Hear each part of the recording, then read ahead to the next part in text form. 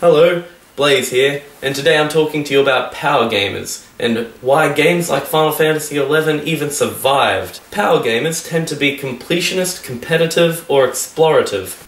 If they're competitive, they will fight against other players for the top spot, and if there's another player that's also a power gamer, well, it gets into a nasty battle of who has more hours and, in some cases, money to pump into each week.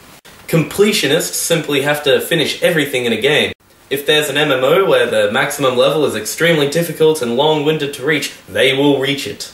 And the explorative type of gamer simply loves all of the nuggets and jewels that the game has to offer as they uncover each sedimentary layer.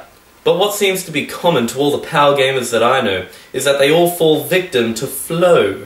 Flow is a design concept where you get into a state of mind where you're not actually consciously thinking about everything that you do. Rhythm games are a great example of where flow can be a great thing for the player. It's sort of a mode of zen in their mind. When you're consciously thinking, okay, I need to play these chords and I need to hit these buttons and they have a hammer on hammer on hammer on hammer on hammer on hammer on hammer on hammer. At some point, the very best gamers aren't even thinking about that anymore. They have usually fallen into the stream of flow. Now when it's a segmented game like Guitar Hero, that flow can last for 5 minutes after the first 30 seconds of hard gameplay. And then it's over, and they can relax and go, ah, man, I was really awesome just then, just 100%ed fire in the flames. The worry is when it's a game that doesn't really have a proper ending or playtime ending, usually things like MMORPGs. Games like World of Warcraft and Final Fantasy. And when a game gives you a little bit of a reward for you doing a little bit of something, it makes you feel good. If you kill 100 creatures and then level up, that's great. A lot of the power gamers that I know will have set goals for themselves. One of my friends who plays World of Warcraft sets level goals for himself. He wants to gain X levels in Y time, and he will optimize a route of efficiency in order to do that. Once he hits the maximum level with the character, he's in a playland again and everything's all fun. But until then, he's a machine. A good number of my friends and myself have admittedly played games at times for over 8 hours and forgotten to eat or drink during that time. And that's when you start to think, that's a little worrying. We simply fell victims to flow. We stopped consciously thinking, I'm going to do this in the game. We stopped concentrating so much on our health and more on our health bars. And if you're the developer of a subscription-based MMORPG, well, you're probably doing something right if you get people into that state of flow.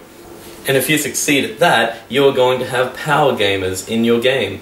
And power gamers are probably the best customers you can possibly have in your game. They actually put a lot of investment into the game. These are the players that put hundreds and hundreds and hundreds of hours into your game. These are the ones who start and continue communities. Without these players, your game falls apart. It doesn't have that solid foundation built upon the bones of these players. Because power gamer bones are the greatest foundation. So what keeps games like Final Fantasy XI and World of Warcraft alive? Power gamers. Both games have since leveled off how much time you need to actually get into them. But the fact still remains that there are things that come out that are incredibly difficult at first, and power gamers show everyone else the way. I mean, of course, there's the other things, like Final Fantasy XI has incredibly epic fighting animations and actually has pretty engaging story. And World of Warcraft has incredibly seamless and great gameplay. But that's basically review-worthy, and those have been done 100 million times before. Both of those games are old. Both of them are still going. And both of them are still going strongly. Good on you, power gamers. Continue to game on for all of us. Tomorrow, game design philosophy time. Build a game with lots of content, or build a game with tools. Some examples and pros and cons.